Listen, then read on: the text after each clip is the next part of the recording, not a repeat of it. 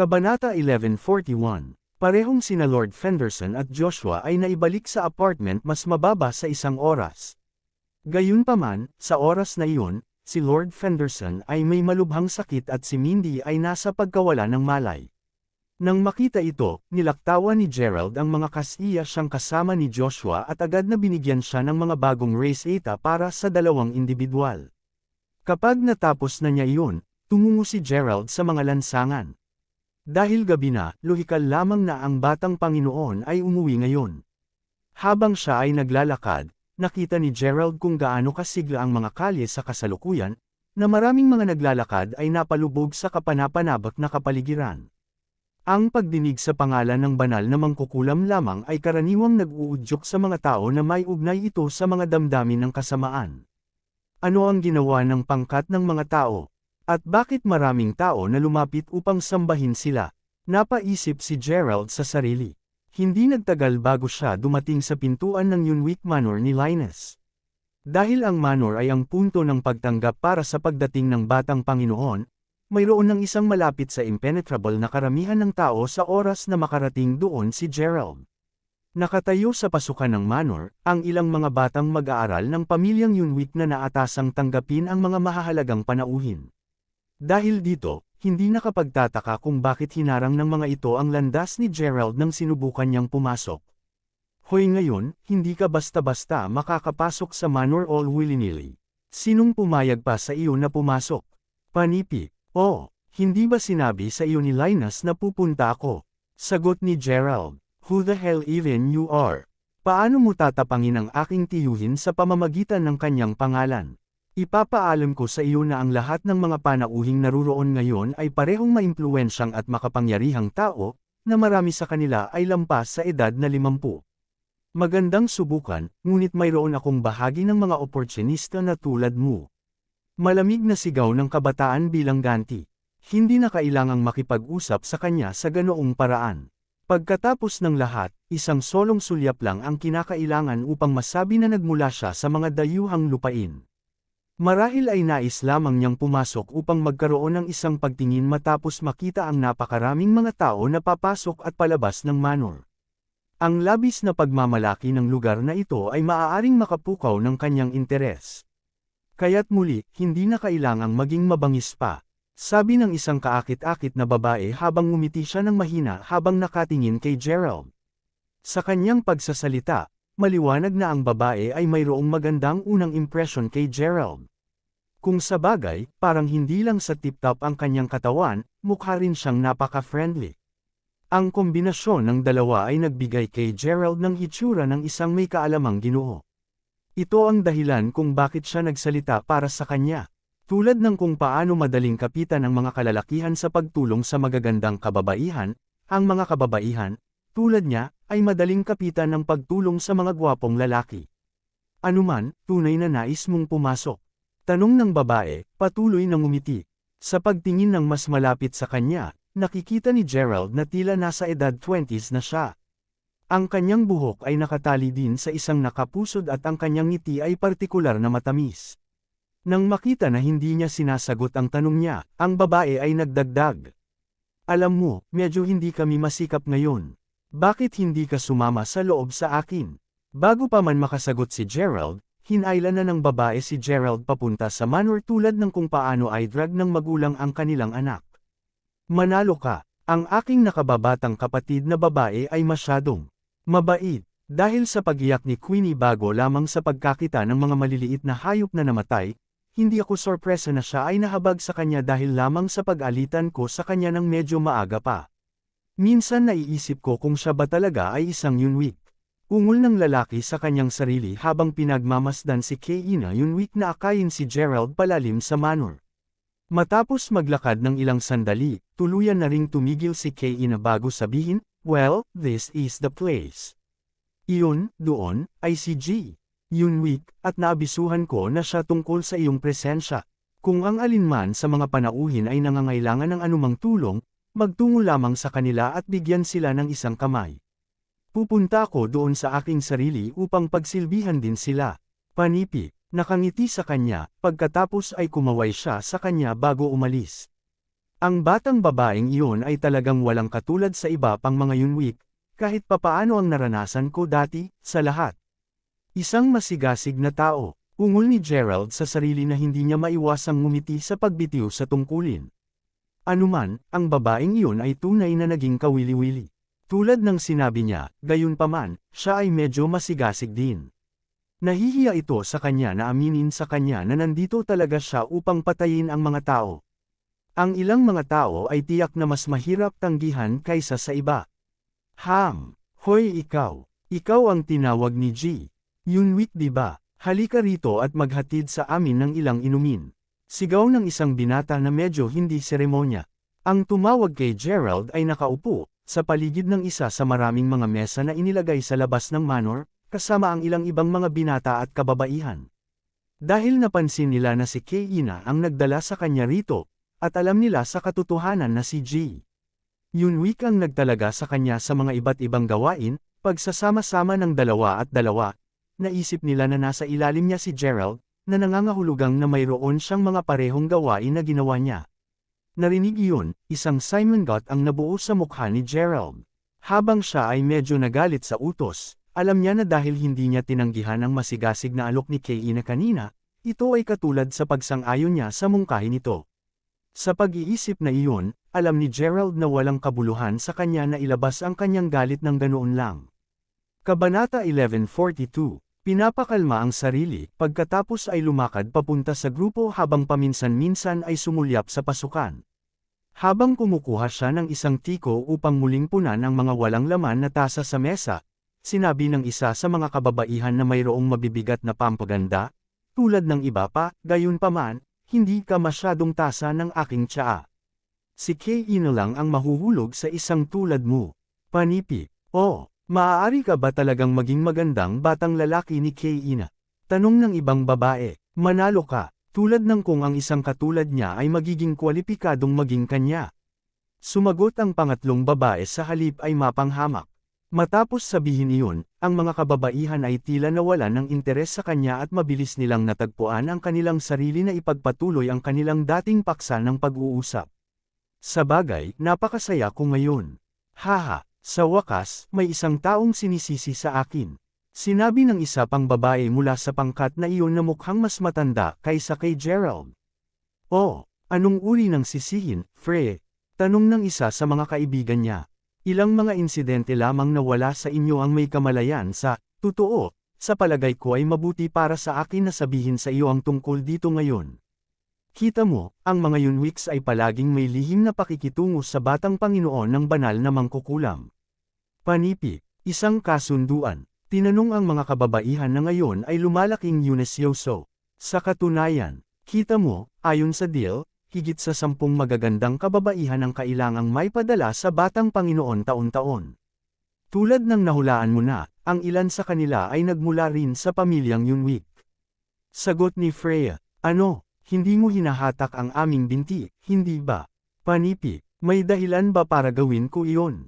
Anuman, sinabi sa akin ng aking ama ilang oras na ang nakakalipas na una ako ay isa sa mga napiling kagandahang may padala sa kanya. Gayunpaman, dahil ang isang kagandahan mula sa pamilyang Fenderson ay dumating tungkol sa 3 buwan na ang nakakaraan, ipinagkanulo siya ng aking ama para lamang protektahan ako. Paliwanag ni Frey habang tumatawa. Ano ang hindi inaasahan? Ang isiping ang batang Panginoon ay talagang isang tao. Medyo mahirap isipin kahit na. Panipi, alam ko diba, kahit na dati ay naisip ko na ang batang Panginoon ay parehong dalisay at walang kapintasan. Hindi ko maisip na nakakainis siya sa katotohanan. Alinmang paraan, ito ay isang pangunahing lihim na, kung malantad, masisira siya para sigurado. Bilang isang resulta, napakahusay na bawal para sa mga tao mula sa Montcalm Island na pag-usapan ito. Bukod sa mga miyembro ng aming pamilya at ilang iba pang mga tao sa Montcalm Island, sigurado akong walang ibang nakakaalam tungkol sa sekretong ito. Ibinabahagi ko lang ito sa iyo dahil napakasaya ko ngayon. Sagot ni Freya, sa gayon, narinig ko ang mga alingaw tungkol dito ng ilang taon pabalik sa aking sarili, kaya hindi ko ito tatawaging isang sekretong itinatago, ungol ng isa sa kanyang mga kaibigan. Kaya't sigurado ako na tiyak na hindi mo pa naririnig ang tungkol sa sasabihin ko sa iyo. Ito ay isang bagay na itinatago ng aking ama sa aking pamilya. Sigurado ako na ako lang ang ibang Yunwik na nakakaalam tungkol dito. Bulong ni Freya sa isang medyo nalungkot na tono. Ano ang pinag-uusapan mo lahat, pinsan? Tanong ni Kain habang pinamunuan niya ang ilang mayaman, batang tagapagmana mula sa pintuan. Habang ngumiti ang mga bagong dating sa mga mula sa paunang grupo, sinamantala ni Kain na kumaway kay Gerald habang binabati siya. Pinagambala mo si Freya tulad ng pagbabahagi niya sa amin ng ilang mga lihim. Halika at umupo sa amin. Mabilis. Mga lihim. Oo, kita mo, isang insidente ang nangyari kaninang hapon. Alam mo lahat kay Layton, tama ba? Ang aking kapatid na walang kakayahan. Aba, may nangyari sa kanya. Gayunpaman, bago ako magpatuloy, alam mo bang lahat kung sino si Master Moldell? Tanong ni Freya, ngunit syempre ginagawa namin. Hindi ito sorpresa para sa alinman sa kanila na tinawag ni Freya ang kanyang nakababatang kapatid na walang kakayahan. Pagkatapos ng lahat, ang mga mula sa pamilyang Yunwik ay may kamalayan na hindi siya nagkaroon ng mabuting relasyon kay Layton. Karamihan nito ay sanhi ng ang katunayan na si Layton ay ang nag-iisang lalaking inapo ng pamilya. Bilang isang resulta, si Linus ay labis na sumamba kay Layton at madalas na masira siya. Kasama kay Freya, karaniwang binibigyan lamang siya ni Linus ng isang malamig na balikat, na nagpapaliwanag ng kanyang malinaw na hindi nasiyahan kay Layton. Napakahusay. Sa pagpapatuloy, nakita ko kanina si Master Moldell at ang aking nakababatang kapatid na dinala papunta sa manor mula sa likuran. Nagkataon lamang na nakita ko sila noon mula nang balak kong lumabas ng panloob sa likod upang magkaroon ng kasiyahan. Panipi, ay, di asterisk man. Paano nasaktan si Layton? Sa totoo lang, ang mas mahalagang tanong ay kung paano nasaktan si Master Moldell. Nakita natin lahat ang kanyang napakalawak na kasanayan dati. To think na may magagawa talaga na talunin siya sa Montholm Island. Panipi, malinaw na napagtanto ng lahat ang balitang iyon mahirap paniwalaan. Ang ilan sa mga kabataang lalaki ay nakikipagpalitan pa ng takot na takot sa isa't isa habang nagpatuloy sa pagbulong si Freya, habang hindi ako masyadong sigurado tungkol sa mga detalye ng totoong nangyari. Pagkatapos na suriing mabuti ang aking ama habang nakikipag-usap siya sa ilan sa kanyang mga nasasakupan, narinig ko ang pangalan, Miss. Nabanggit si Crawford. Tila ang taong iyon ay may isang napakalakas na background. Panipi, Kabanata 1143, Ginoo, Crawford. Nagtatakang ungol ng mga kababaihan. Panipi tuldok. Ngayon saan ko naririnig ang pangalang iyon dati? Hindi ko na masyadong maalala ang tungkol sa taong iyon. Manalo ka. Nagawa ko na ang ilang pagsisiyasat sa kanya, at pinagkakatiwalaan ako kapag sinabi kong lahat kayo ay matatakot sa kamatayan sa pagdinig kung ano ang nalaman ko tungkol sa kanya. Sagot ni Freya, ipagpatuloy mo. Tulad ng sinabi ko dati, pagkatapos na magtanong sa paligid, narinig ko mula sa ilang mga tao na ang taong ito na si G. Crawford ay may isang napakalakas na background. Ang kayamanan na pag-aari niya ay malapit sa isipin para sa ordinaryong tao, alam mo. Sa katunayan, siya ang uri ng tao na makakapagbigay sa iyo ng anumang halaga ng pera kaagad kung papayagan kanyang humiling ng anumang. Paliwanag ni Frey habang ang kanyang mga mata ay napuno ng selos. Ano, maaari bang magkaroon ng isang mayamang tagapagmana tulad niyan? Tinanong ang ilan sa kasalukuyang mga kalalakihan na may sama ng loob sa kanilang tinig, malinaw na naiinggit din. Totoo ang lahat, hindi lamang siya mayaman, ngunit siya ay may kakayahang masyadong. Sasabihin ko ito ngayon na wala siyang malapit sa maihahambing sa alinman sa iyo na hedonistic rich heirs. Sagot ni Frey habang nakatingin sa grupo ng mga kalalakihan, na lahat ay mas bata sa kanya, habang umiling. Kaya paano kung hindi tayo mapaghahambing? Hindi naman sa gusto natin na may kumpara din kami sa kanya. Sagot ng isa sa mga kalalakihan habang sila ay pumalit sa pagbaba ng kanilang ulo. Sa gayon, kahit na siya ang pinakamayamang tao sa mundo, naniniwala ako na walang tao ang tunay na makakabuhay ng walang pag-aalala, anuman ang pagmamay-ari ng isang tao. Sigurado akong kailangan niyang harapin ang iba markang paiwati ibang uri ng ang mga isyu na ang mga normal na tao tulad sa amin ay hindi maaaring umasa na maunawaan. Anuman, ang mga problema ay tiyak na mayroon pa rin sa kanya kaya't hindi mo kailangan na mapahiya kayong lahat dahil lahat tayo ay medyo mas mababa sa kanya, sabi ni Kei doon sandali habang nakangiti siya. Ang kanyang mga salita ay tulad ng musika sa tainga ng mga kalalakihan, at agad nilang nasumpungan ang kanilang pakiramdam na mas napabuti. Mismong si Gerald ang lumingon kay Kei. Dahil sa nasanay siya na makita ang mga materyalistang kababaihan tulad nina Alice at Xavier sa puntong ito. Alam niya na ang mga kababaihan tulad ni Kei ay medyo bihira sa mundo ngayon. Sa pag-iisip na iyon, natagpuan niya ang sarili na medyo nagkagusto sa kanya matapos marinig ang sasabihin nito. Kung tutuusin, totoo ang sinabi niya. Kaya paano kung pag-aari niya ang kalahati ng kayamanan sa buong mundo? Hindi pa rin niya mababago ang tadhana ng pareho niya at ng kanyang pamilya. Ni hindi niya kayang protektahan ang babaeng mahal niya. Hindi mahalaga kung sino ito. Ang mga tao ay laging may mga alalahanin. Habang siya ay nasa malalim na pag-iisip, ang tiyan na ibinuhos niya sa tasa ni Freya ay natapos sa pagbubuhos, na naging sanhi ng kaunting bahagi nito sa pagbuhos sa damit ni Freya. Ano ikaw? Ikaw ay B*****. Tili ni Freya na agad na tumayo nang maramdaman ang nanlalaking tiyaa sa kanyang katawan. Talagang nasaktan, pagkatapos ay sinaman niya ng mata ng mga sandang si Gerald bago sumigaw, bulag ka ba o ano? Nang panahong iyon, ang kanyang dagandong ng galit ay nakakuha ng atensyon ng maraming mga panauhin roon. Malinaw na hindi pa nasiyahan kay Gerald, ang babaeng agresibo pagkatapos ay itinaas ang kanyang palad, buong handang sampilan siya. Kung tutuusin, si Gerald ay isang tagapaglingkod lamang para sa lahat ng alam niya. Upang isipin na siya ay maglakas loob masaktan siya sa harap ng lahat. Ang iba pa ay mas nakakaalam kaysa pumasok. Pagkatapos ng lahat sila ay may kamalayan na sa sandaling si Freya ay sumama sa masamang ugali, hindi siya isang tao na madaling matrifle. Gayunpaman, kapag ang kanyang kamay ay may pulgada lamang mula sa pisngi ni Gerald, agad niya itong binawi sa sandaling nakaramdam siya ng napakalubhang sakit sa kanyang palad na parabang isang pinprick. Aw! Kamay ko! Masakit! Daing ni Freya habang lumuluha siya habang nakahawak sa kamay nitong dumudugo. Ikaw B*****, how dare you attack Freya? Nililigawan mo talaga ang kamatayan.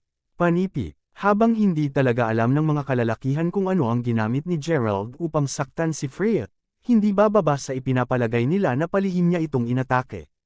Sa kanilang lahat na magkakaroon ng parehong conclusion, natural para sa kanilang lahat na magalit. Nang malapit na silang makagawa sa kanya, gayunpaman, isang, sabay-sabay, puno ng puot at kinilabutan na tinig ay sumigaw. Itigil mo na agad ito. Anong ginagawa mo lahat? Panipi, narinig iyon, ang mga lalaking malapit nang makitungo kay Gerald ay agad na nagyelo sa lugar. Ang iba pa sa pinangyarihan ay tumahimik din. Kung sabagay, ang taong sumigaw ay walang iba kundi ang Panginoon ng pamilyang Yunwick na si Linus. Kasunod nito, mabilis na sumugod ang taong mapotla ang mukha sa kinatatayuan ni Gerald. Si Gerald mismo ay nakatayo roon na nakatalikod ang kanyang mga kamay, isang walang malasakit na ekspresyon sa kanyang mukha. Makalipas ang segundo, maririnig ang tatlong malakas at natatanging sampal.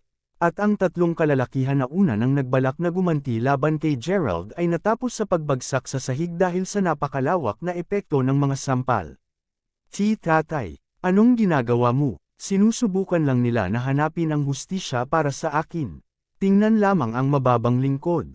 Siya ang sumakit sa kamay ko. Sigaw ni Freya habang tinatadyakan ng isang paa sa lupa sa kanyang pagkadismaya matapos makita ang kanyang mga pinsan na masampal sa halip. Ang agarang pagtugon na nakuha niya mula kay Linus, gayunpaman, ay isang mahigpit na sampal sa kanyang mukha. Kabanata 1144, Paano ka magiging matapang? Isang mababang lingkod. Tila lahat kayo ay talagang hindi mo ari kung gaano ka lamang nagmamakaawa na mamatay. Ungol ni Linus habang kumakibot ang labi. Ngayon ay umiiyak palalo nang matanggap ang sampal, si Freya, na simpleng hindi makakasundo sa katotohanang siya ay napaparusahan sa halip na ang alipin, saka sumagot, ngunit kasalanan ng mababang alipin ang sinaktan mo ako, tatay. Bakit mo ba kami hinahampas? Panipi, agad siyang nakatanggap ng pangalawang sampal mula kay Linus habang siya ay umuungal. Gaano ka manggahas na magpatuloy sa pagsasalita ng walang awa? Kung alam mo kung ano ang mabuti para sa iyo pagkatapos ay mabilis na humingi ng paumanhin kay G. Crawford, panipi. Matapos ang mabangis na pagbalaan sa kanya, agad na yumuko si Linus kay Gerald bago sabihin, humihingi ako ng paumanhin kung ang babaeng ignorante na ito ay nasaktan ka, G. Crawford, patawarin mo siya, panipi. Panipi tuldok tuldok tuldok. Ha! Ungol ni Freya na totoong hindi inaasahan ang kanyang ama na talagang yumuko sa lingkod na iyon. Hindi lamang siya ang natigilan. Lahat ng naruroon ngayon ay lubos na nagkagulo at hindi makapaniwala sa kasalukuyang kanilang nasasaksihan. Hindi ko ito pipigilan laban sa kanya dahil lang sa nais kong ipakita ang respeto kay Kayina. Gayunpaman, masidi kong iminumungkahi na payuhan mo ang iyong anak na babae laban sa pagsampal sa sinuman ayon sa gusto niya. Malamig na sagot ni Gerald habang nakatingin kay Freya. Narinig iyon, nakita ni Freya na namumula siya habang sinabi niya. Panipi tuldok tuldok tuldok. Why ikaw? Maaari kang, ang misteryosong G. Crawford mula sa North Bay. Huminga, pagkatapos ay naisip niya sa sarili, siya ang maalamat na mayaman na mana. Ang loko mong babae, sa kabutihang palad, hindi tinanggap ni G. Crawford ang iyong mga aksyon. Ang natitira sa iyo mas mabuti na magmadali at humingi ka rin ng tawad sa kanya.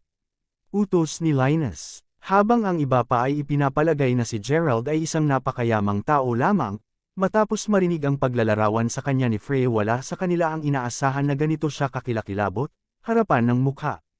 Panipi tuldok tuldok tuldok. Humihingi ako ng paumanhin. Sigaw ni Freya habang binababa agad ang ulo habang namumula habang humihingi ng tawad. Bagaman ito ay nadama na hindi makapaniwala, alam ni Freya na ang lalaking nauna sa kanya ay ang tunay na pakikitungo matapos makita kung gaano siya galang sa kanyang ama. Habang ginagawa niya iyon, sinilip niya siya ng ilang mga mata, kasama ang kanyang magagandang mata, upang maobserbahan ang kanyang reaksyon sa paghingi ng tawad. Sa kanyang isipan, iniisip niya kung ang kanilang simpleng hidwaan ay maaaring magtapos sa pagkakaroon niya ng isang romantikong relasyon sa maruming taong mayaman na iyon. Sa sobrang pagkadismaya niya, ni hindi siya tumingin sa kanya. Ang katotohanan na nakatingin si Gerald sa tagiliran habang humihingi siya ng tawad ay nakaramdam ng matinding pagkadismaya kay Freya. Tungkol naman sa iba pang naruroon, wala sa kanila ang naglakas loob man lang na magbigay ng isang salita. Mismong si Kayina ay kasalukuyang nakatingin kay Gerald na medyo nagtataka. Paminsan-minsan ay pumikit ang malalaking mata. Sa sandaling iyon, maririnig ang ilang ingay na nagmumula sa isang karamihan sa labas. Narinig ang kaguluhan, pareho nina Gerald at Linus na napalingon sa direksyon ng tunog. Di nagtagal, pinanood ng parehong lalaki ang 32 kakaibang bihis na mga tao na papunta sa kanila. Sa kanilang balikat, ay isang napakalaking palanquin na matapat na mukhang isang sala ng mga uri. Nakaupo sa itaas ng isang malaking upuan sa palyonton, ay isang binata na nagbibigay ng mga itim na robe, at sumusunod sa pangkat sa magkabilang panig ay ang dalawang matandang lalaki. Ang sinumang mga pedestrian na nadaanan nila ay agad na yumuko sa nakamamanghang prosesyon. Ito ang kauna-unahang pagkakataon ni Gerald na makakita din ng isang nangingibabaw na hanay din. Pagkatapos ng lahat, kahit na ang mga emperador sa mga sinaunang panahon ay hindi naglalakbay tungkol sa itaas ng mga palanquins na dinala ng 32 tao. Siya ba ang batang Panginoon? Tanong ni Gerald na may isang namumula ang tono. Oo, G. Crawford. Sagot ni Linus habang pinunasan ang pawis sa noo, alam na nasa pagitan talaga siya ng isang bato at isang mahirap na lugar sa ngayon. Kasalukuyang nakatayo sa pagitan ng kung anong maaaring maging dalawang Diyos ng kamatayan, alam niya na ang pagkakasala sa alinman sa kanila ay maaaring magresulta sa mapuksa ang kanyang buong pamilya. Walang paraan na makakaya niya upang mapahamak ang alinman sa kanila. Sa pag-iisip na iyon, agad siyang yumuko at sinalubong ang batang Panginoon matapos ang paggalang na pagsagot sa tanong ni Gerald. Ang iba pang naroon ay gumawa din ng gayon din, yumukod ng may paggalang na kaya nila. Nang makita iyon, ang dalawang lalaking nakatayo sa tabi ng palanquin ay tumanggaw sa kasiyahan. Gayunpaman, sa sandaling tiningnan nila si Gerald, hindi nila maiwasang mapakunot ang kanilang mga browser. Kung sa bagay, simpleng nakatayo doon si Gerald habang malamig na nakatingin sa kanila, ang magkabilang kamay nito ay nasa kanyang bulsa. Kabanata 11:45, Paano ka tumanggi na yumuko at batiin ang batang Panginoon kapag nakita mo siya? Sigaw ng isa sa matandang lalaki. Gayunpaman, hindi ito tinugon ni Gerald. Sa halip, nagpatuloy lamang siya sa pagtitig sa batang Panginoon na nakaupo pa rin sa ibabaw ng palyakan. Sa buong panahong ito, nakapikit ang batang Panginoon, tila nasasarapan sa kanyang sarili habang siya ay nagpapahinga. Hoy, ngayon, nagtanong ako sa iyo, di ba? Ang imprudent mo na hindi sumagot. Sigaw ng parehong matandang lalaki habang siya ay humakbang, handa nang gumalaw. Gayunpaman, bago pa man niya magawa ang anumang bagay, nanlaki ang mga mata ng matanda sa pagtataka nang mawala ang katawan ni Gerald sa manipis na hangin. Panipi tuldok. Ham! Pagmamaktol ng matandang lalaki nang bigla siyang napuno ng labis na takot. Ang susunod na alam niya, naramdaman niya ang isang palad na nakalagay sa balikat niya ng sobrang lakas. Napakalaki ng puwersa na hindi niya ito matiis ng matagal. Pagkalipas ng segundo, lumuhad ang matanda. Sanhi ng pagdurog ng lupa sa ilalim niya sa ilalim ng napakalakas na puwersa ni Gerald. Sinabi mo na dapat akong yumuko, hindi. Gayunpaman, hindi kita nakita na yumuko ka sa akin. Ngini siya ni Gerald. Kapatid, sigaw ng iba pang matandang lalaki habang siya ay sumugod habang inilalantad ang isang luad na tiko mula sa ilalim ng kanyang manggas. Bagaman plano niyang gumamit ng pangkukulam upang makitungo kay Gerald, si Gerald ay napakabilis para sa kanya. Bago pa niya magawa ang isang bagay, sinampal na siya ni Gerald ng maraming beses. Kasunod nito, ang pangalawang matanda ay nahulog sa lupa. Wala naman talaga siyang laban kay Gerald. Sa sandaling iyon nang tuluyang iminulat ng makapangyarihang binatang Panginoon ang kanyang mga mata. Nakatingin kay Gerald na may mapait na ngiti, sinabi niya pagkatapos, "Ang lakas mo hindi masama, dapat kong aminin. Gayunpaman, talagang hindi mo kami dapat masaktan ngayon." Panipi, "At paano kung gagawin ko?" Ganting sagot ni Gerald, "Kung gayon huwag mo akong sisihin sa pagtatapos ng iyong buhay." Sigaw ng batang Panginoon ng sobrang lamig. Narinig iyon, ang lahat na malapit sa kanya ay agad na nagsimulang umatras mula sa lugar, alam na papatayin ng batang Panginoon ang mga tao. Dahil sa mga panuntunan, hindi ako pinahihintulutan na iangat ang aking mga paa sa lupa hanggang sa makarating ako sa malaking bulwagan. Gayunpaman, pinakamahusay na huwag mong ipalagay na hindi kita mapapatay dahil lamang doon. Idinagdag ang batang Panginoon sa isang walang malasakit na tono, na ginagawang malinaw na nakatingin siya kay Gerald na parang siya ay isang walang tao. Si Gerald mismo ay naging seryoso sa batang Panginoon sa buong oras na ito. Gayunpaman, kahit na napagmasdan ang aura ng binata ng ilang sandali, hindi pa rin niya makita ang anumang pambihirang tungkol sa kanya. Kahit na, ang binata ay lubos na may kumpiyansa sa kanyang mga kakayahan. Maaari bang palihim na magkaroon ng malakas na taktika ang binata sa ilalim ng kanyang manggas? O baka may paraan siya upang makatakas anuman ang sitwasyon. Kaya kung ano ang sinasabi mo ay maaari mo akong patayin ng hindi man lang tumayo. Mabuti naman, nais kong saksihan ang iyong totoong mga kakayahan para sa aking sarili. Sagot ni Gerald habang kaagad siyang kumilos. Habang si Gerald ay karaniwang gumagamit lamang ng 30% ng kanyang lakas, tiniyak niya nagagamit ng hindi bababa sa 60% sa oras na ito. Sa pamamagitan ng kamay ng Lightbane na kumikinang na. Kasing lakas ng malakas na ulan at nagbunga ng isang walang bayad na aura na nagpakiramdaman na talagang hindi matatalo ang tagapag-alaga nito, itinutok ni Gerald ang puwersa nito sa napakalaking palankon.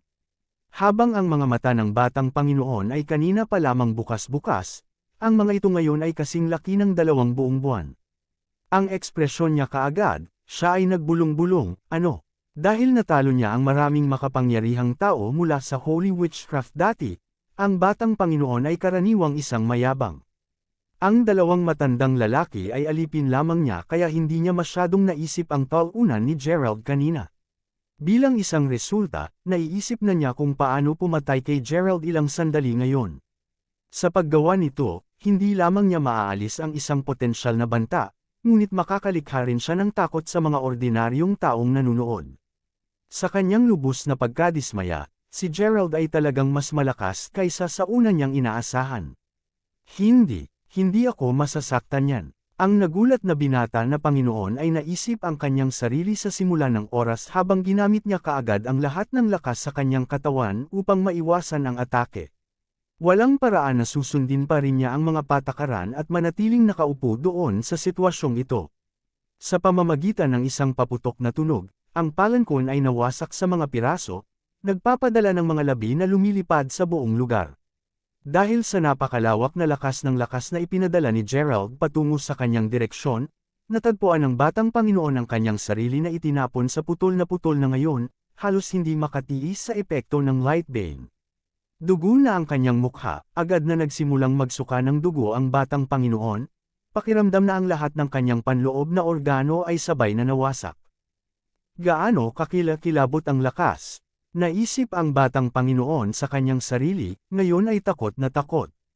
Kabanata 11:46. Natagpuan ni Gerald ang sarili na kinakunot ang kanyang mga mata habang nilalakad ang batang Panginoon na ang mga paa at kamay ay nanginginig ngayon ng masigla. Panipi tuldok.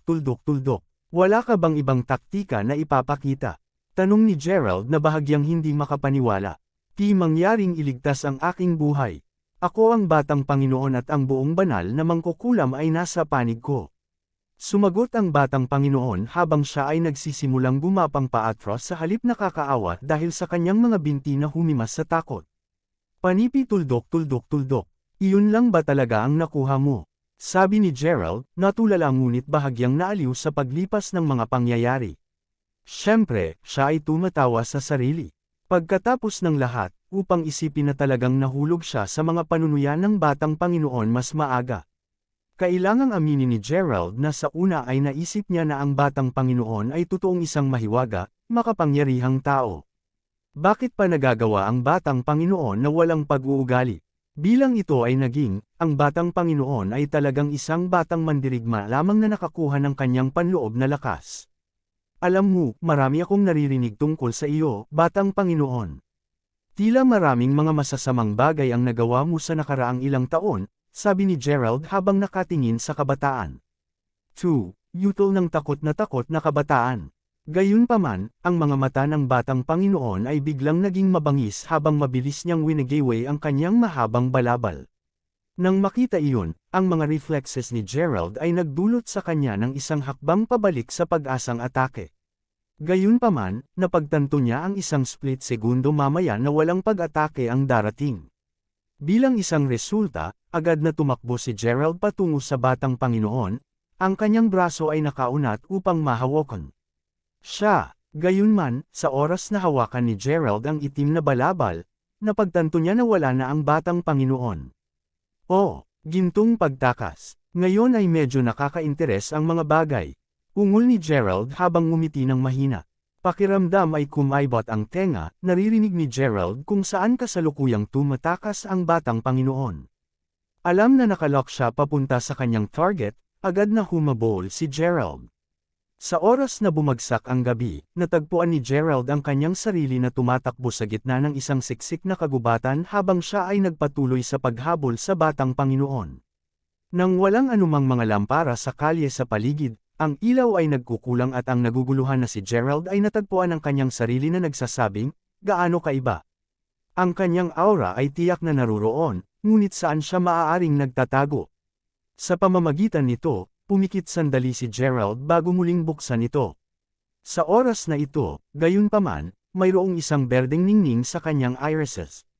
Ang pag-scan sa paligid ng lugar, sa wakas ay tumigil ang kanyang mga mata nang mapansin niya ang isang maliit na kaba, ang karaniwang ginagamit sa pagdidilig ng mga pala, malapit sa isa sa mga puno. Nakangiting banayad, saka siya lumakad papunta dito. Pagkakita ng takip sa cask, sinipa niya ito at binuksan ang tingin sa loob. Habang tila napuno lamang ito ng tubig, ang tubig mismo ay tila lumulutang ng bahagya. Napaikot-ikot, pagkatapos ay tinitigan si Gerald sa kaba habang nagbubulungan ng bahagyang pagtataka, Golden Escape and Bone Crush, ha! Parehong taktika na ginamit upang makatakas sa labanan. Magaling din ako sa pangkukulam, alam mo. Gayunpaman, hindi ko pa nakikita ang anumang totoong mga kasanayan mula sa iyo. Nagtataka ako kung ano ang itinuro sa iyo ng Holy Witchcraft. Pagkatapos ng lahat, parang hindi mo makakapangasiwaan ang dalawang taktika na ito nang hindi mo pinapraktes ang mga ito kahit ilang dekada pa. Panipi, sa pagtatapos ng pangungusap ni Gerald, biglang nagsimulang lumakas ang tubig. Umiling siya sa pagbitiw sa tungkulin, inilagay ni Gerald ang kanyang kamay sa tubig. Di nagtagal, hinawakan ng daliri niya ang isa sa mga nakatagong puntos ng acupuncture ng Batang Panginoon. Tuldok, tuldok, tuldok. Sa sandaling nangyari, ang katawan ng Batang Panginoon ay pinilit na kumalat, na nagresulta sa pagbukas ng cast busting. Matapos ang pag-ubo ng masigla ng medyo matagal habang nakahiga sa lupa, sa wakas natagpuan ng Batang Panginoon ang kanyang tinig at sinabi, "Ikaw, sino ka rin? Pareho tayong parehas na edad. Paano ka pa mas malakas kaysa sa lola ko?" Panipi, kasunod nito, tiningnan ng Batang Panginoon si Gerald na may takot na mga mata, na mukhang handa siyang lumuha sa anumang segundo. "Hindi mo kailangang malaman kung sino ako. Ang kailangan mo lang malaman ay kung hindi mo sinasagot ng totoo ang aking mga katanungan, isang kawaila-hilakbot na kamatayan ang naghihintay sa iyo." Babala kay Gerald habang dahan daw ang tinatapik ang balikat ng nakakakilabot na balikat. Panipi, tuldok, tuldok, tuldok. "Why ang iyong pahayag kanina? Hindi ko natutunan ang mga kasanayang ito mula sa Holy Witchcraft. Si Angelica ang nagturo sa akin kung paano ako makatakas habang nasa labas ako na masaya sa dagat nang ako ay 8 taong gulang," sabi ng kinilabutan nagmamadali ang Batang Panginoon. "Angelica?" tanong ni Gerald, nagulat. Totoo sa naunang sinabi ng Batang Panginoon, kapwa siya at si Gerald ay nasa edad na pareho. Sa lohikal, kakailanganin ng isang tao na sanayin ng maraming mga dekada upang makabisado ang dalawang taktika na nabanggit niya kanina. Sa katunayan, maraming tao ang maaaring gugulin ang kanilang buong buhay na pagsasanay upang maging mas mahusay sa mga taktika, ngunit hindi pa maabot ang husay ng Batang Panginoon sa kanila. Sa pag-iisip na iyon, tiyak na nakakagulat para kay Gerald na malaman na mayroong ibang tao tulad ni Finlay, ang kanyang Panginoon, doon na makakatulong sa iba na makakuha ng 2 beses sa mga resulta ng pagsasanay sa kalahati lamang ng pagsisikap. Oo. Pagkatapos turuan ka ng mga kasanayang iyon, si Angelica din ba ang nagsabi sa iyo na gawin ang lahat ng masasamang gawa na iyon? Masasamang gawain tulad ng panggagahasa at nakawan. Alam mo, kung hindi ako napunta sa island ng Montholm, ang kaibigan ko ay baka napahamak mo ngayon. Ungol ni Gerald, isang pahiwatig ng pamamaslang na hangarin sa kanyang mga mata. Narinig ito, alam ng Batang Panginoon na kung hindi niya ginamit ang kanyang dalawang kasanayan ng mas maaga, malaki ang posibilidad na maging isang bangkay na siya ngayon. Panipi, tuldok, tuldok, tuldok. Alam kong nagawa ko ang maraming masasamang bagay sa nakaraang ilang taon. Ngunit alamin na hindi ko sinasadya na gawin ang mga ito. Ako, ayoko lang sa mga kababaihan. Lahat ng mga ito nang walang pagbubukod. Idineklara ng Batang Panginoon na nakahiga pa rin sa lupa habang mahigpit na nahawak sa ilang damuhan sa lupa.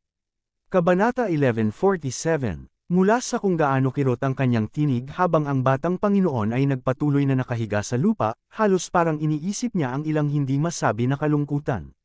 Panipi, tuldok, tuldok, tuldok. Galit ka sa mga kababaihan? Tanong ni Gerald na hindi niya mapigilan ang malamig na pagtitig sa Batang Panginoon.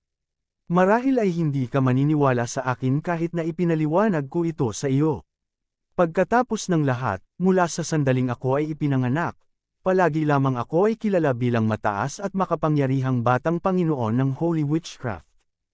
Habang ang lahat ay may gawin na iinggit sa akin, maaari kong ligtas na sabihin na sa buong taon, hindi ako tunay na naging masaya. Alam mo, kinamumuhian ko ang babaeng iyon mula pa noong bata pa ako. Dahil sa kanya, natapos ko na ang pagkamuhi sa lahat ng iba pang mga kababaihan. Ang babaeng pinag-uusapan, siya ang aking ina, paliwanag ng Batang Panginoon. Nang marinig iyon, naramdaman ni Gerald na bahagyang kumaibot ang mga eyelids niya. Hindi pa niya naririnig ang sinumang nag-aangkin na ikagalit ang kanilang ina ng masidi tulad ng ginawa ng Batang Panginoon.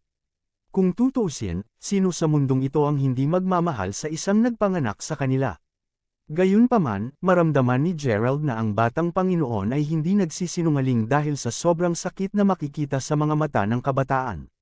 Totoo nga bang ang malupit at walang prinsipyong taong ito ay katulad lamang ng kasalukuyang paraan dahil sa mga paghihirap na dati niyang naranasan? Panipi tuldok tuldok tuldok. Bakit eksaktong galit ka sa kanya? Panipi tuldok tuldok tuldok. Tatlo ako nang ang una kong memorya ay, ako, nasaksihan ko ang eksenang iyon sa harap mismo ng aking mga mata. Ang aking ina, pinatay niya ang aking ama sa harap ko. Sinabi ng batang Panginoon, ang kanyang boses ay parang mas masakit kaysa dati. Naaalala ko pa rin ang ekspresyon ng aking ama noon. Bago siya namatay, nais niyang hawakan ang aking kamay sa huling pagkakataon, alam mo. Bilang isang maliit na bata lamang, ako ay hindi takot na takot noon. Wala siyang katiting na pagsisisi sa kanya. Impyerno, wala man lang siyang pakialam sa akin. Kahit na matapos ang maraming taon, ang eksenang iyon ay patuloy na naglalaro sa aking isip. Ito ay tulad ng isang sumpa na nais na magpatuloy sa pagpapahirap sa akin hanggang sa katapusan ng oras. Panipi, at hindi lang siya din ang isa. Ayaw din sa akin ni Lola. Patuloy niya akong pinagagalitin. Tinatawag akong hindi lehitimong anak. Kung hindi ako ang nag-iisang anak ng pamilyang Tyndall, naniniwala ako na ako ay binugbog hanggang sa mamatay nang. Matagal ng dalawang kamangha-manghang mga kababaihan. Sa huli, ako kinuha ang kanilang apelyido kaya't kabilang ako ngayon sa Tyndalls ng Holy Witchcraft. Napakalaking awa nito na kahit hanggang ngayon mismo, hindi ko pa rin alam kung ano ang apelyido ng aking ama. Panipi, kasunod nito, tumangala ang batang Panginoon bago idinagdag, dapat mong naiisip kung gaano magulo ang mga relasyon sa loob ng aking pamilya, tama. Tagumpay, kita mo, ang aking ama ay isang live-in na asawa. Kinuha ko ang apelyido ng aking ina at ang aking lola ay talagang mula sa bahagi ng ina ng pamilya. Anuman, dahil ganoon akong fretuhin sa ganoong paraan sa kanilang dalawa, palagi akong may likas na pakiramdam na lahat ng mga kababaihan ay masama. Gayunpaman, alam ko rin na ang mga babaeng nasaktan ko bago ito ay walang sala. Maaari mong piliing hindi maniwala sa akin, ngunit sa tuwing nasasaktan ko ang isang babae, napapagod ako sa mahabang panahon. Impyerno, hinahangad ko ring mabayaran ang mga pamilya ng mga babaeng nasaktan ko. Gayunpaman, bilang batang Panginoon, hindi ko lang magawa iyon. Kailangan kong sundin ang mga utos ng aking lola. Pagkatapos ng lahat, kami mula sa Holy Witchcraft ay higit na nakahihigit kumpara sa sinumang iba pa. Dahil dito, inaasahan naming magiging mapagpasyahan kapag pinapatay ang iba kapag ginawa namin, kaya panipi, ngunit hindi ko lang kaya. Hindi ako maaaring magpasya kapag kumukuha ng inosenteng buhay. Gayunpaman, patuloy na nais ng aking lola na malaman ko kung paano pumatay sa iba. Alam mo, nagsisimula na akong maging ligaw at masama bago ang pagtatangka kong tumakas noong 8 ako. Nagmula ito sa isang pangyayaring nangyari noong ako ay nasa unang baitang pa lamang. Noon, nakilala ko ang isang partikular na mabait na batang babae na pinangalan ng Lola Lemon. Siya ang dahilan kung bakit nagsimulang manghinay ang aking pananaw noon. Siya ipinakita sa akin na ang gayong magagaling na mga batang babae ay mayroon din sa mundo. Habang sinubukan kong pigilan ang pag-iisip ng ganong pinakamahabang oras, sa huli, ang kanyang sigasig at kabaitan ay natapos akong hawakan. Mula sa puntong iyon, nagsimula kaming matuto at maglaro ng magkasama. Ang mga simpleng oras, panipi, tumawa ng bahagya ng paalala niya, nagpatuloy ang binatang Panginoon, nagsaad kami, alam mo ba? Na ikakasal kami sa isa't isa kapag lumaki na kami. Malinaw kong naalala ang sinabi niya sa akin na habang pauwi kami mula sa paaralan isang araw. Nang marinig iyon, tinanong ko kung papatayin niya ako sa hinaharap, na nagresulta sa kanyang pagngisi pauwi, natural, naglalako lang tayo noon. Ano ang malalaman natin tungkol sa pag-ibig sa edad na iyon? Gayunpaman, iyon ang huling gabi na nakilala ko siya. Napatay siya, at ilang sandali lamang nang napag-alaman kong ang mamamatay tao ay ang aking lola. Panipi, nang masabi iyon, ang batang Panginoon ay nagsimulang umiyak habang hinuhukay niya ang kanyang mga daliri sa lupa, hawak ang anumang dumi na kaya niya, mahigpit. Matapos ang nangyari, sinabi ko sa aking sarili na tatakas ako hanggang sa magagawa ko upang mapalayo ang aking sarili sa dalawang babaeng iyon. Sa pag-iisip na iyon, sumakay ako ng isang bangka patungo sa dagat kasama ang mga labi ni Lola na naikremate. Pagkatapos ng lahat, sinabi ni Lola minsan sa akin na gusto niya ang ideya ng panunood ng paglubog ng araw habang nakasakay sa isang bangka. Ang pagbibigay ng kanyang hiling ay ang pinakamaliit na magagawa ko. Matapos ang paggaod ng medyo matagal, natanto ko na hindi ko na masabi kung nasaan ang baybayin. Sa mabilis na paglubog ng araw, naisip ko na tiyak na mamamatay ako sa gutom sa dagat noon. Gayunpaman, ito ay noong una akong bumangga kay Angelica. Tuldok tuldok tuldok. Siya ay tumingin ng napakaganda at banayad, at sa totoo lang, ang pagkatao niya ay halos kapareho ni Lola. Sa panahong iyon, nakatayo siya sa ibabaw ng isang kahoy na bangka na lahat ay nakasuot ng puti habang siya ay pinatugtog ang kanyang flauta. Matapat siyang nagmukhang engkanto, ngayong iniisip ko ito. Panipi, narinig iyon, hindi mapigilan ni Gerald na higit na magtuon sa kwento ng batang Panginoon. Si Finlay ay dating nagturo kay Gerald ng taktika sa pagbabasa ng isip. Matapos malaman ito, nalaman ni Gerald na hanggat may isang taong mahina kaysa sa kanya, tiyak na makakakita siya sa kanila. Dahil dito, alam ni Gerald na ang batang Panginoon ay hindi nagsisinungaling sa buong panahon na ito. Gayunpaman, ang nakakuha ng kanyang pansin, ay ang pagbanggit ng batang Panginoon ng isang babaeng nakasuot ng puti. Paano nakakaintriga? Isang babae na nagpatugtog ng isang flauta sa itaas ng isang kahoy na bangka palabas sa dagat ng malapit na ang takip silim. Ang imahe ng kaisipan ni Gerald sa paglalarawan ng batang Panginoon ay pinaramdam sa kanya na ang babaeng nakaputi ay tiyak na isang pambihirang tao.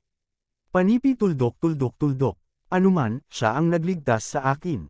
Siya rin ang responsable sa pagtuturo sa akin ng ilang mga kasanayan tulad ng pagdurog ng buto, gintong pagtakas, at mga taktika sa paghinga ng pagong. Sinabi niya sa akin na ipagpatuloy ang pagsasanay ng mga kasanayan sa lihim, paggawa ng siguradong walang nakakaalam tungkol sa mga ito.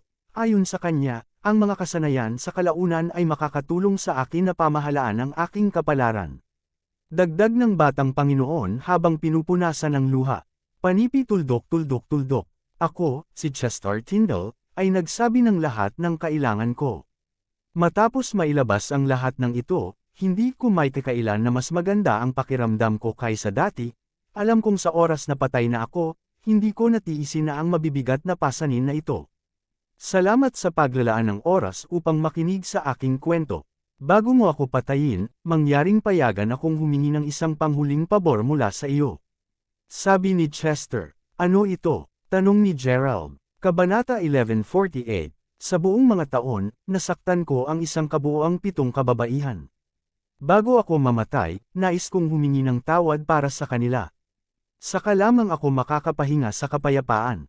Marahil ay maaari ko pa rin makilala si Lola pagkatapos gawin ito, lubos na taos-puso na sinabi ni Chester. Narinig iyon, simpleng tumango lamang si Gerald nang walang sinabi, isang malinaw na tanda ng kanyang pag-aproba.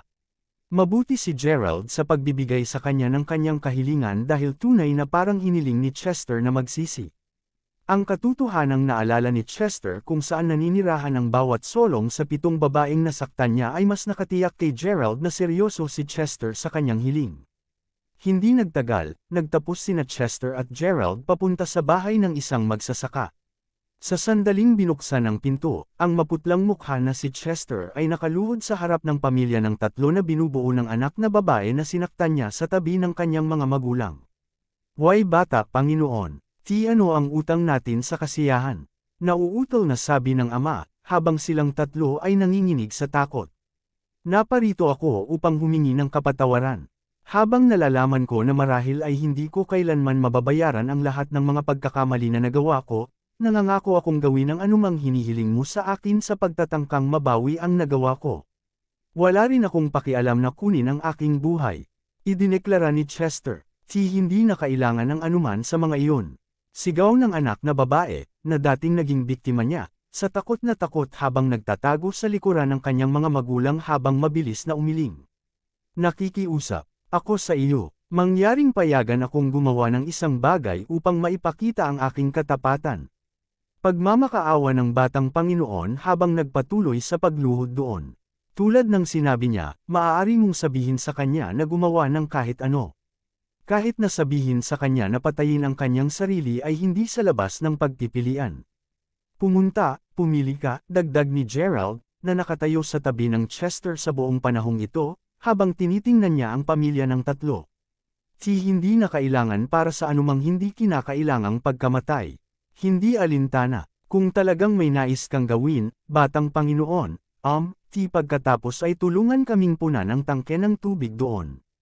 Sagot ng anak na babae habang itinuturo ang isang tangke ng tubig.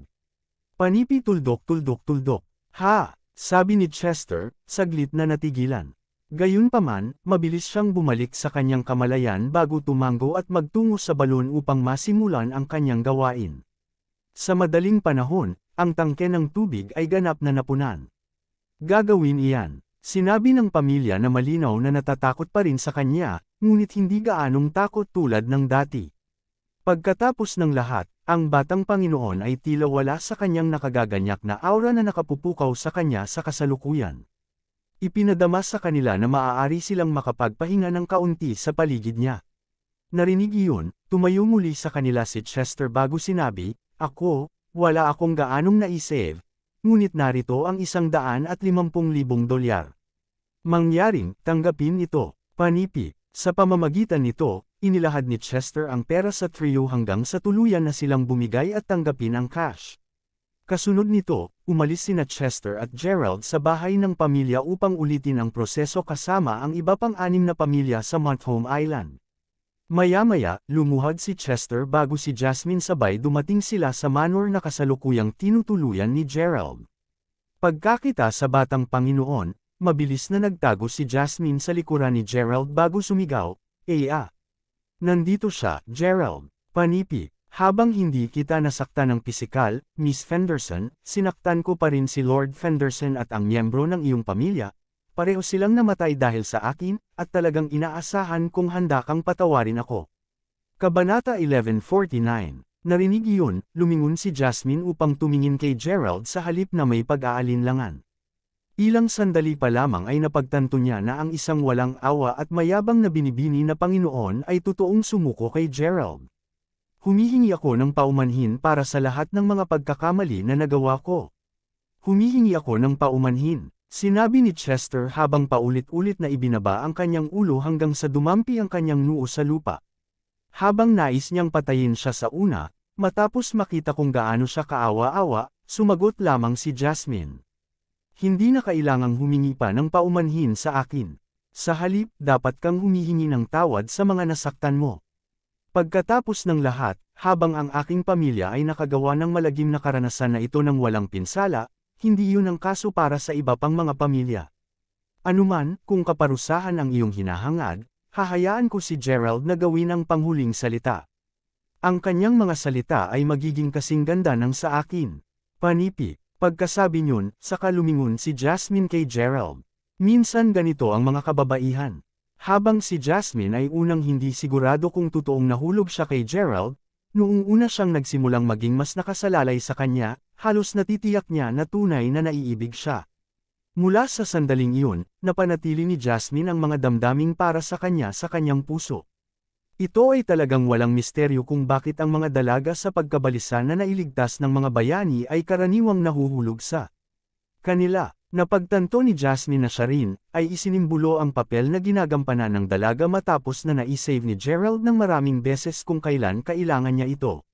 Sa kanyang patuloy na pagdadala ng kanyang mabibigat na pasanin, natural siyang lumago na may malaking pagtitiwala, paghanga, at pagtitiwala kay Gerald dahil sa kung gaano kabuti ang impresyon nito sa kanya. Mabilis na nakahabol sa pinagbabatayan ng mensahe ng mga salita ni Jasmine, naramdaman ni Gerald na tumibok ang puso niya. Kung sa bagay, alam niyang hindi niya kayang ibalik ang nararamdaman. Anuman, nang marinig iyon, si Chester, na napagtanto na nalinis na niya ang lahat ng kanyang mga kasalanan, ay gumapang patungo kay Gerald bago lumuhad at sinabing, "Salamat sa pagpapahintulot sa akin na tuparin ang aking hangarin, G. Crawford, wala na akong panghihinayang, ikaw maaari akong patayin ngayon." Panipi. Sa kabila ng pagiging determinado ng tinig ni Chester nang sabihin niya iyon, simpleng tumingin si Gerald sa binata bago sumagot, "Hindi ko sinabi na papatayin ka agad kita. Sa halip, nais kong gumawa ka para sa akin." Panipi. Mangyaring sabihin ang iyong hangarin, G. Crawford, sabi ni Chester habang nakatingin kay Gerald ng may pasasalamat. "Kita mo, sinusubukan kong maghanap para sa hari ng palasyo ng karagatan, at kasalukuyang nangangailangan ako ng mga katulong. Dahil sanay ka sa parehong diskarte sa paghinga at paghinga ng buto, naniniwala akong ikaw ay isang kasambahay na makakaligtas sa ilalim ng dagat ng medyo matagal. Handa ka bang magpahiram? Tanong ni Gerald. Siyempre handa akong manatili sa tabi mo at magtrabaho para sa iyo, G. Crawford. Sa wakas, makakabuhay ako tulad ng isang normal na tao. Nagulat ngunit lubos na kinagolek si Chester na halos agaran. Pag-isipan ito ng maayos bago sumagot. Sigurado ka ba na handa kang ibigay ang iyong pagkakakilanlan bilang batang Panginoon? Tanong ulit ni Gerald. Walang duda, sagot ni Chester nang walang kahit kaunting pag-aalangan. Pagkatapos ng lahat, pagkatapos na pakinggan siya ni Gerald na ibinubuhos ang kanyang puso, tinulungan pa niya siyang malutas ang mga pakiramdam ng pagkakasala na pinakahihintay sa isip niya. Habang si Chester ay labis na nagpapasalamat sa kanya dahil doon, upang isipin na isa sa alang-alang pa ni Gerald ang pagtipid sa kanyang buhay ngayon. Mayroong isang bagay lamang na espesyal tungkol kay Gerald na lubos na gumalaw kay Chester, kahit na hindi niya masyadong mailagay ang kanyang daliri sa kung ano ito. Anuman, naramdaman ni Chester na hanggat manatili siya sa tabi ni Gerald, mararamdaman niya na hindi niya nasayang ang kanyang buong buhay sa mundong ito hanggang sa puntong ito. Napakahusay. Pagkatapos ay sasama ka sa hari ng palasyo ng karagatan kasama ko. Speaking of which, gusto ko ring siyasatin kung mayroong koneksyon sa pagitan ng babaeng nakaputi na nagligtas sa iyo noon at ng taong hinahanap ko, sabi ni Gerald na bahagyang tumango. Kabanata 1150. Nasa sandaling iyon nang akayin ni Yumi ang isang nasa katanghaliang lalaki papasok sa silid kung nasaan si Gerald at ang dalawa pang kasalukuyan. Sa sandaling nakita ni Yumi na si Jasmine, na tila kaakit-akit at kaakit-akit tulad ni Yumi, ay nakatayo malapit kay Gerald, sa hindi malamang kadahilanan, hindi niya maiwasang makaramdam ng bahagyang hindi komportable. Dahil sa kakulangan sa ginhawa na iyon, gayunpaman, mas humindi ang tono nito nang malamig niyang sinabi, narito ang taong hinahanap mo, Gerald. Si G. Yero dito ay nagdala ng lahat ng nauugnay na impormasyon sa isla sa taong iyon. Panipi, sa pamamagitan nito, lumipat siya upang tumayo sa kabilang panig ni Gerald. Nang makita iyon, mismong si Jasmine mismo ay nagsimulang maingat na sukatin ang kagandahan na ngayon ay nakatayo na malapit kay Gerald. Habang lumilipad ang mga spark sa pagitan ng dalawang kababaihan, ang nasa katanghaliang lalaki, na hawak ang impormasyon sa kanyang mga kamay, ay sumalubong, Mr. Crawford. Panipi, isang kasiyahan na nandito ka, G. Yero, mangyaring, upuan. Panipi, si Team Yero ay isang tao mula sa Bureau ng mga gawain sa kultura sa lungsod ng Montholm. Ayon sa sinabi ng mga tao kay Gerald, alam ng lalaki ang tungkol sa pag-unlad ng Montholm City mula pa noong sinaunang panahon hanggang ngayon. Kung nais ng isang tao na siyasatin ang mga pinagmulan at kasaysayan ng lugar na ito, si Tim ang perpektong taong hinahanap. Matapos makipagpalitan ng ilang mga kasiyahan, dumiretso si Tim sa punto. Kaya't narinig ko na interesado ka sa kasaysayan ng konstruksyon ng lungsod ng Montholm Island, G. Crawford. Sa pag-iisip na iyon, medyo nag-imbestiga ako tungkol sa paksa ngayong hapon.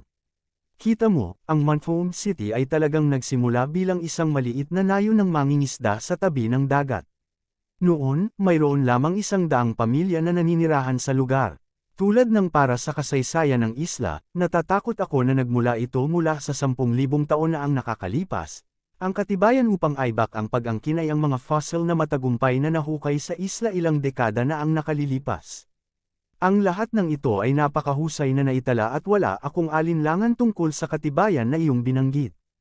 Gayunpaman, G. Yero, nais kong malaman kung may kamalayan ka sa anumang maalamat ngunit mahusay na itinatag hindi opisyal na makasaysayang mga kaganapan. Tanong ni Gerald matapos marinig ang lahat ng iyon. Hindi opisyal na makasaysayang mga kaganapan na sinasabi mo. Ipapaalam ko sa iyo na maraming tao sa mga iyon. Patawarin ang aking sigasig, ngunit ang pagsasaliksik sa hindi opisyal na makasaysayang mga kaganapan at pangangalap ng katibayan upang hindi patunayan ang mga opisyal ay isang pansarili, at ang nag-iisa lamang na aking libangan hanggat nabubuhay ako. Kung iyon ang nais mong tanungin sa akin tungkol sa gayon maaari kang makatiyak na natagpuan mo ang tamang tao. Nakangiting sagot ni Tim. Sa pamamagitan nito, sinimulan niyang idalye ang ilang mga lumang alamat kay Gerald. Tingnan natin, mga 20 taon na ang nakalilipas noong una akong nagtatrabaho. Sa pamamagitan ng sobrang pagkakataon, nakatagpo ako ng isang napakasinaunang libro sa silid-aklatan ng Bureau ng Kultura noong panahong iyon. Ang nilalaman nito ay simple, ngunit napakasinaunang mga salita na hinahangaan ako ng mas bata. Panipi, may dahilan ako upang maging sobrang nasasabik. Pagkatapos ng lahat, ang mga salita sa aklat na iyon ay malaki ang pagkakaiba kumpara sa mga sinaunang salita na karaniwang makikilala at matatagpuan. Dahil napili kong maging pangunahing sa arkeolohiya sa universidad, pinalad ako na ang isa sa aking mga propesor ay nagturo sa akin ng mga kahulugan ng ilang mga sinaunang salita. Kapag natapos ko na ang pag-decipher ng teksto, nalaman kong ang libro ay puno ng mga alamat at hindi opisyal na makasaysayang kaganapan.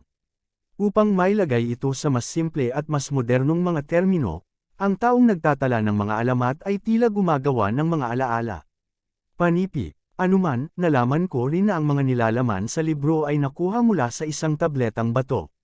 Sa madaling salita, nauna pa ang kwento kahit na ang mga taong naglipat ng mga memwa sa format ng libro. Tulad ng para sa mga nilalaman, inilarawan nito ang isang insidente tungkol sa isang matandang lalaki na nakaligtas sa kapalaran. Panipi, sa libro, sinabi ng matandang lalaki na siya ay pinalad na napili upang lumahok sa isang espesyal na libing. Ang libing mismo ay itinuturing na espesyal dahil siya ay tungkulin na magtungo doon. Upang ilibing ang isang engkanto. Tungkol sa libingang lugar, ito ay isang napakagandang palasyo sa ilalim ng dagat. Panipi, narinig iyon, kapwa hindi mapigilan nina Gerald at Yumi na makipagpalitan ng tingin. Sa pagpapatuloy, inilarawan ng libro kung paano 37 tao, kasama na ang Panginoon ang nagdala ng kabaong hanggang sa Montholm Island. Tila huminto sila rito upang magpahinga dahil sa matinding bagyo. Panipi, hindi ba ito ang parehong kwento mula sa 6 na tabletang bato? Sigurado akong ito talaga. Sa anumang kapalaran, inaasahan ng libro na naglalaman ng kung ano ang nangyari pagkarating nila sa isla. Pagkatapos ng lahat, naalala ko ang sumusunod na mural na ipinapakita na ang matandang pulubi ay 27 kalalakihan lamang ang kasama niya nang huminto sa isla. Saan napunta ang 9 na ibang tao? Napaisip si Gerald sa kanyang sarili habang medyo nag-tweet ang eyelids niya. Pag-isipan nito, ang mga nilalaman ng mga tabletang bato ay tila higit pa at mas katulad ng isang sinaunang epitaph ng isa sa 9 na tao na naiwan sa isla. Mula sa hitsura nito, ang mga salitang tila naglalarawan sa nasabing tao buong buhay. Maaari bang sabihin na ang 9 na naiwan ay hindi namatay? Ano ang nangyari pagkatapos? Bakit sila magpapasya na manatili sa likod ng kalahati ng kanilang paglalakbay?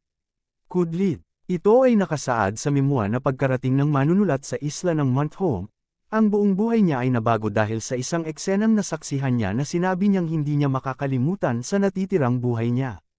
Upang matukoy ng detalyado, ang pangkat ng mga kalalakihan ay nagkakamping noong isang gabi ng biglang, tila bumagsak ang langit habang ang lupa ay naghiwalay.